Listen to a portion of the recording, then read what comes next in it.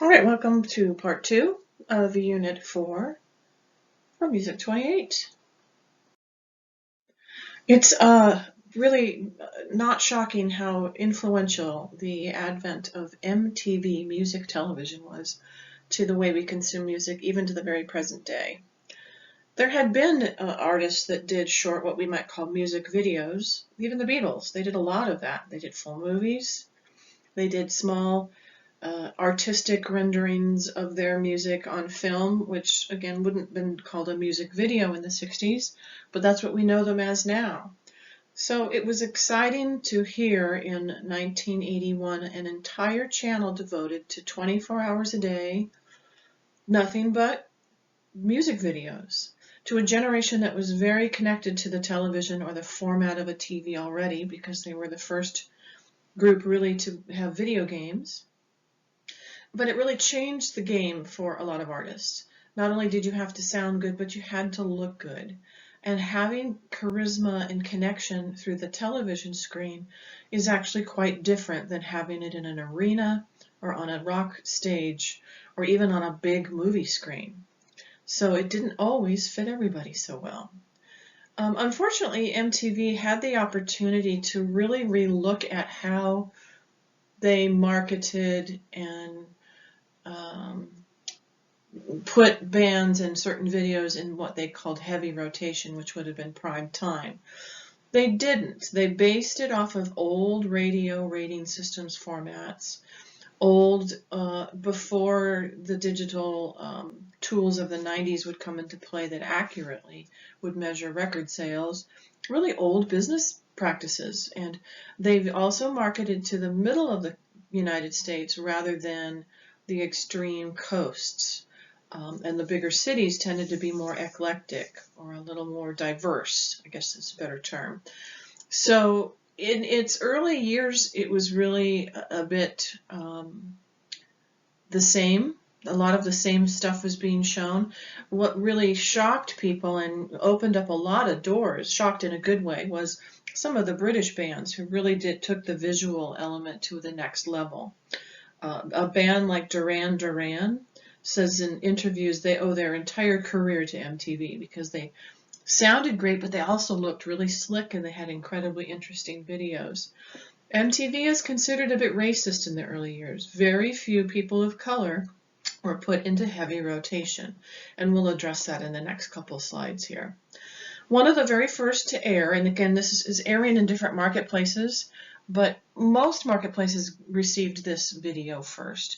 And it's called Video Killed the Radio Star by a band that no one's ever heard of except for this, I think, called the Buggles, Buggles, I believe is how it's spelled. I often ask in class if anyone's ever heard of a second song by the Buggles, and almost no one, including me, has. But their claim to fame is the first music video aired on the new cable station called MTV. Another cute, interesting sort of side to that is one of the members of the Buggles will go on to be one of the biggest film composers, maybe second or third only to John Williams at the time. Hans Zimmer was a member of the Buggles. So I encourage you to try to find the video. It's a little harder to find at times. I don't know why it falls off of YouTube occasionally. I believe the gentleman in the black, who's on a keyboard at some point in the video, is Hans Zimmer as a young person. I think that's what we determined. So let's go forward with some of our music.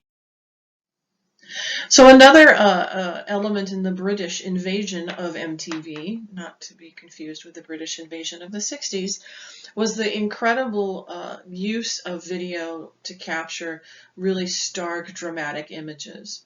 The Eurythmics did this. They are a two-person group. Annie Lennox, who you see pictured here, and Dave Stewart, who does a lot of the synthesized manipulation of the instrumentation, but occasionally will harmonize. So take a look at a couple things on the slide.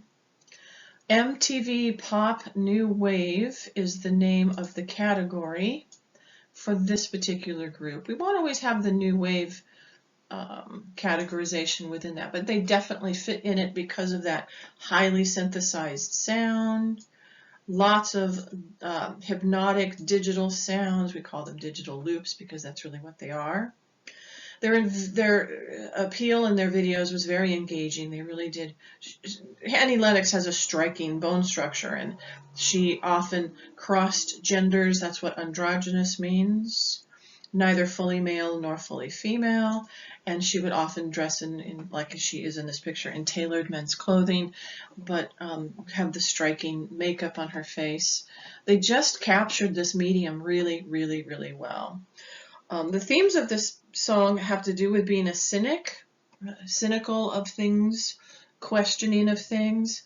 There's some strong sensuality in this particular song. And then finally, there's a repeated line, hold your head up, hold your head up, hold your head up, that gives us a little bit of hope for the future in the song. But there's sort of a dystopian coldness to the use of a synthesizer, and that's sometimes why an artist would choose it, because they wanted a purposely colder tone. So listen to Sweet Dreams Are Made of This by the Eurythmics from 1983, and then come back. All right. So Michael Jackson fits in a number of categories, but rather than kind of drib and drabble him throughout, we usually have him contained in the MTV section. Mostly, too, because he's one of the African Americans who does get into what they call heavy rotation or prime time. It's not the first. We're going to talk about one of the gentlemen that's the first. And I don't want you to think that there was never a person of color on MTV, but they weren't in that really prime hours of viewing audience. You know, they were maybe 2 in the morning, or we early in 8 o'clock in the morning or something like that. But they did change and ultimately expand into lots of different directions. Michael Jackson is the king of pop. That is often the title given to him. Started as a young boy as part of his family's group, the Jackson 5. We did see a little bit of him when we talked about Motown, which is where they really got their start. By the 70s, the Jackson 5 leave Motown, though. They continue on under another label as the Jacksons. Berry Gordy, the owner of Motown, actually owns the name the Jackson 5. So rather than get into a big dispute, they just shortened it, the Jacksons. It also fit because the Jacksons did a little more danceable, funk spilled in with a little disco. And around that time, Michael starts to investigate his own solo career, singing the title tracks to a couple of films. One of them is called Ben. And around the time period after that, he meets some very influential people in the Hollywood scene, including important directors, music executives like Quincy Jones, and he is cast as the Scarecrow in an African-American reinterpretation of The Wizard of Oz, a film version called The Wiz. He meets Diana Ross. She plays the part of Dorothy. And he really then starts to skyrocket into his individual fame at that point. He was already dabbling in it, but he really skyrockets into his individual fame. His first solo album that really just soars is called Off the Wall. It has lots of great dance hits on it. But it's the collaboration with Landis, the director of a very important video for the title track of Thriller, and the other production team for the entire album of Thriller. That Thriller album broke all kinds of records for sales, and Michael really pushed the limits with what he wanted to do with the music video format as well. So he is very much I wouldn't say a child of MTV, but definitely benefited and changed the focus of the way it was going to go. The original song Thriller's video had a big, huge premiere. I recall personally hearing about it and us all gathering around to watch it as it premiered. It was a long video. I think it is almost 15 minutes in full. It's like a little mini film.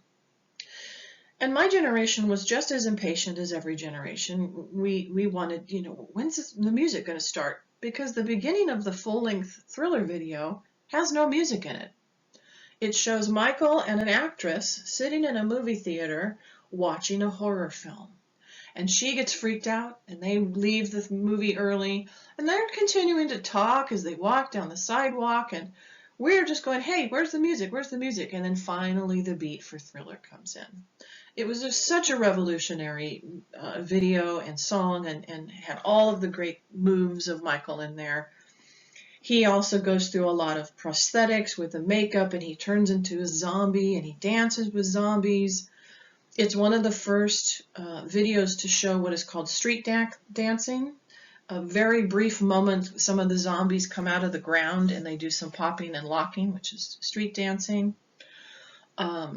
He has a disclaimer in the beginning of Thriller, though, before anything airs, cautioning those that it contained images of horror scenes, and I think he uses the word occult. He was still a practicing, I believe, Jehovah's Witness. I'm not certain if it was, I believe it was Jehovah's Witness.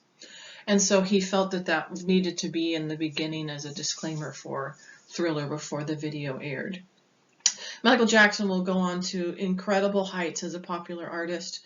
And it's only more recently that some of the controversy has come out about his past. But at the time, in the early 80s, the MTV people viewed Michael Jackson in particular as a much more safe choice. His religious beliefs, he was a little more conservative in his movements. He was unique and innovative, and started to kind of, I think, unravel a lot more later in his career. But compared to some of the other African American artists, given the fact that MTV primarily promoted to the middle of the country first, Michael was seen as a little more safe option. But again, he's not the very first. I do encourage you to watch the Thriller video if you haven't seen it. Our song is actually Billie Jean, which is much shorter, but still really innovative for the time, with lighted sidewalks and this kind of mystery behind who is this guy, and he comes and goes, and there's this tiger image, and obviously a detective trying to catch him. Again, for the early years that this was in '83, it's a little cheesy when we see it now. It was quite an innovative video. So pause and come on back. So this gentleman, Mr. Prince, Prince Rogers Nelson is his full name, actually aired on MTV before Michael, but not in the prime time, and Prince was far more dangerous. He wore these odd clothes, and he was highly sexual, and he had this unusual vocal quality, and then these shredding incredible guitar solos, and he had sexy girls on the stage with him, and he wasn't as safe of an option as someone like Michael Jackson at the time period. He often highlighted himself partially clothed in some of his films and videos. In fact, Prince used the video medium and the film medium to his full extent by creating an entire full-length motion picture, Purple Rain, which is largely autobiographical for him. The song Little Red Corvette fits into that category of being a little bit naughty. It is about a promiscuous girl, and alluding to her as if she is a fast red sports car.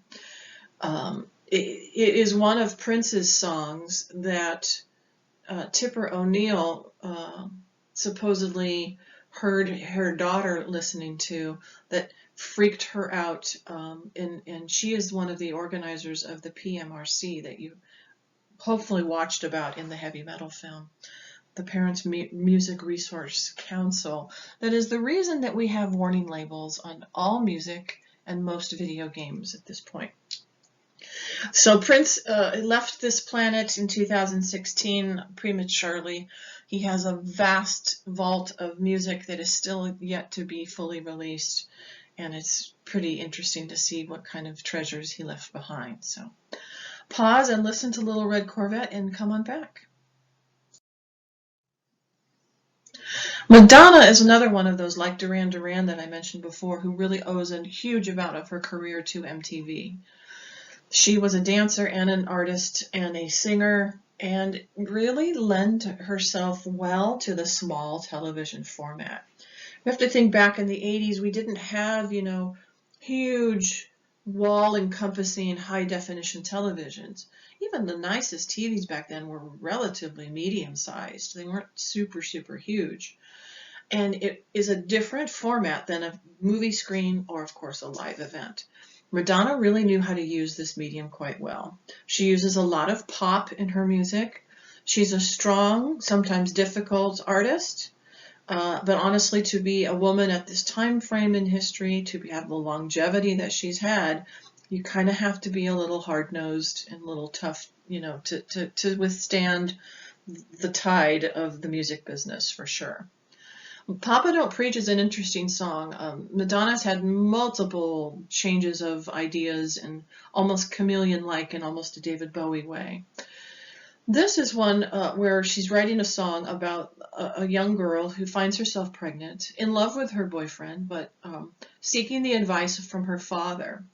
And it's a very common topic that a lot of young women have to address of different age ranges.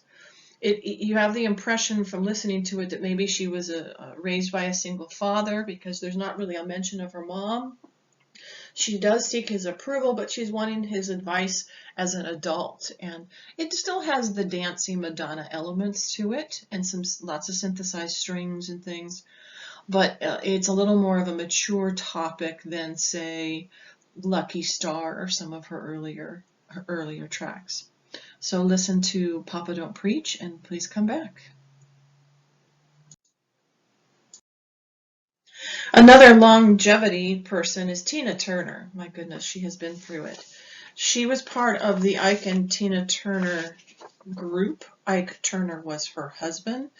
And unfortunately, in those early years, the 60s and the very early 70s, she endured years of abuse from her husband, and by this time in 84, her ex-husband. She's really a fusion not only of female longevity in the business, but of styles with a lot of soul, a lot of R&B, some funk, and she fuses all of that with a lot of rock. This particular track is chosen, and again, sticking to our text as much as we can, it is highlighted in the text, and it's also very autobiographical for Miss Turner. You have the sense that after being abused for so many years, what does love have to do with it? If you're going to tell me you love me and then, of course, hurt me. So there's a lot of autobiographical elements. It is not as heavy rock as she could become. She gets divorced in 78. And she also appears in the Mad Max films Thunderdome. She plays one of the characters there and actually sings a song associated with that particular film. She has 11 Grammys to her name, and she is sometimes called the Queen of Rock and Roll. Although I think someone like maybe Joan Jett would argue who's the Queen of Rock and Roll. But she has sold more concert tickets than any single artist in history, according to one of the factoids that I looked up about Miss Turner. So listen to What's Love Got to Do with It, and please return. And this gentleman is another one. Where are we going to put him in the journey through this history of music, popular and rock music that we're taking? He fits in a lot of different places.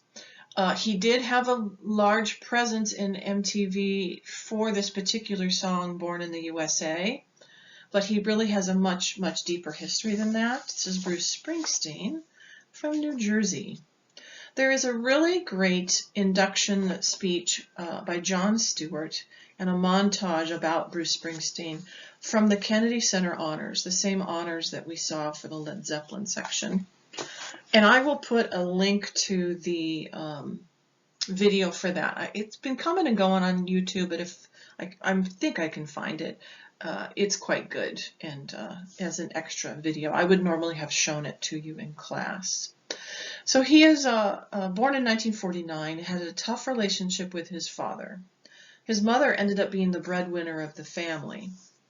He is often compared in his early years to Dylan, Bob Dylan, so he's sometimes referred to as Dylan-esque, kind of a folk rock-like quality to his storytelling. In 75, his album Born to Run was considered his breakthrough album, but he has a big, huge fame in the 80s, so here's again why he is in this section. Many emerging styles evolve with his work with the E Street Band. He is the boss of the band. That's why they sometimes call him the boss. He doesn't care for that title, apparently. He realizes it's a collaboration, but he does run the band quite well. Sometimes it's referred to back to roots rock, as you see on the slide, or working class rock.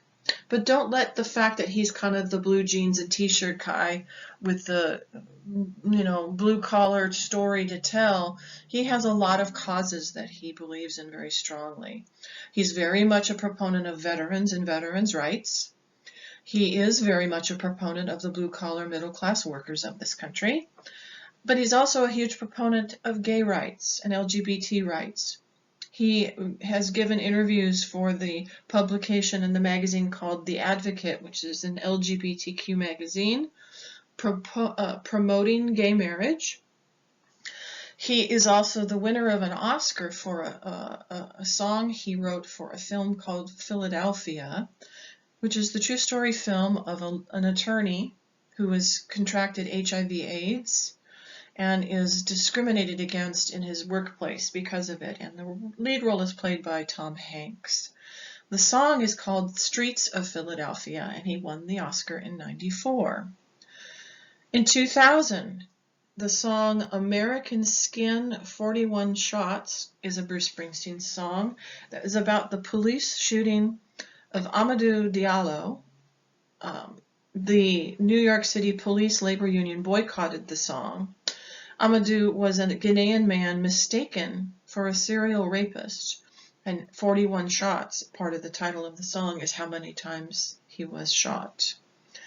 He also, Bruce Springsteen, has a 2002 album called The Rising, which is his reflections on the 9/11 tragedies.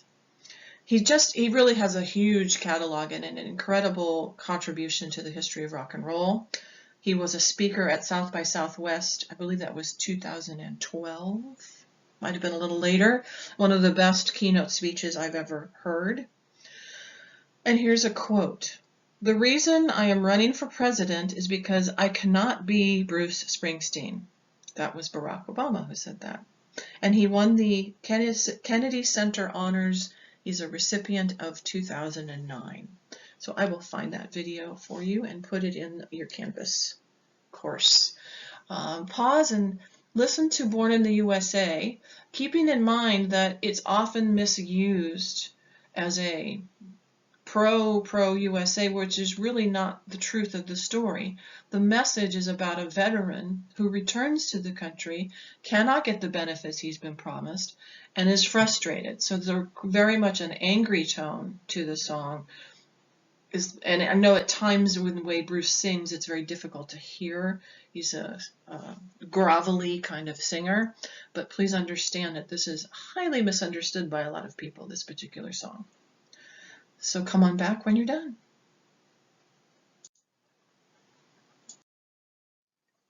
All right, we get to this little Irish band in a category called alternative rock. This is U2, who have an enormous popularity in the 80s and continue to be very, very popular. In fact, they are toe-to-toe the highest grossing concert band, going back and forth. It always depends on what season we're in, with the Rolling Stones, for the most money earned for concertizing. The same four gentlemen have been the same members of U2 since their inception. They went to high school together and met in that wonderful institution of learning. This term alternative rock is very complicated, and I don't know that there's one clear definition. Some confuse it with another term called indie rock. Alternative rock does emerge from independent underground music in about the 80s. The alternative part of it refers to a distinction from mainstream rock. So kind of similar to a term called post-punk. It's not mainstream top 40. It's going to have something different. The term indie rock isn't a cohesive term either, though. The term is defined by record label status. So it includes a huge range of styles. technically U2 was indie to begin with because their early label was an independent label. The Police, huge band, were an indie label in the early days too. Both terms stand for basically kind of vague ideas and beliefs rather than specific styles of music. The music of the Police is very different from the music of U2, for instance. Indie is used a lot more, it seems to me, in scholars' analysis and my analysis in British terms, and alternative is used more as an American term. But so don't feel it bad if you are also a tiny bit confused. What we term alternative now was not what was alternative in 1987 when this album and this song came out. Joshua Tree is considered the album that was their masterpiece or breakthrough. They did a lot of really good albums, but it's this one that had a number of hits that caught a lot of people's attention. They use a lot of blends of synthesizers. Crescendos is this getting louder. The opposite is the word decrescendo, that create this sort of ethereal, otherworldly kind of atmosphere. They are being photographed in this particular image in Joshua Tree National Park, and there's a lot of imagery like that on the original album. So listen to With or Without You, which for 87 was also kind of a down-tempo song, not as common on the regular mass radio, and follow along with the slide and come back. All right. So in that category of what's called post-punk, and you may encounter that title in a couple of different places, whether they're websites in our unit or even in the e-text, is a huge category that's more time identifying than it is style identifying. What punk did is it opened a lot of doors for a lot of people to experiment. And experimentation can take its direction from a lot of different things.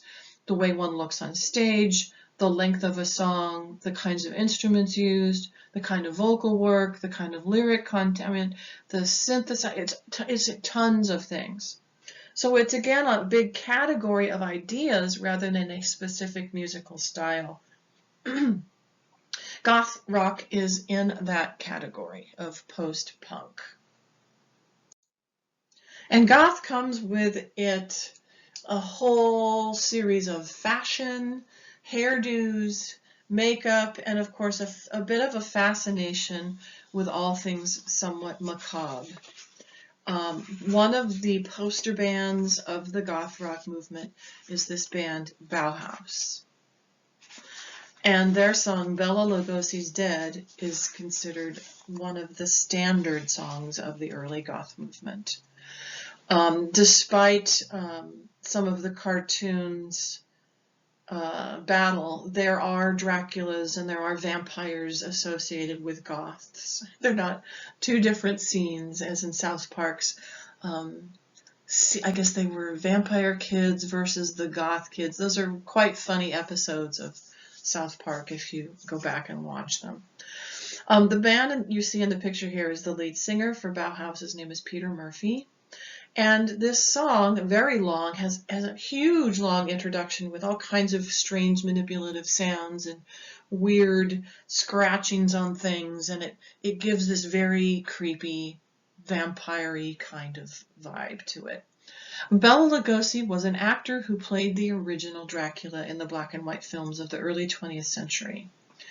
And so there's your vampire connection. Really, the song is mentioning almost everything about vampires with the exception of maybe mirrors. Oh, no, I think he mentions mirrors as well.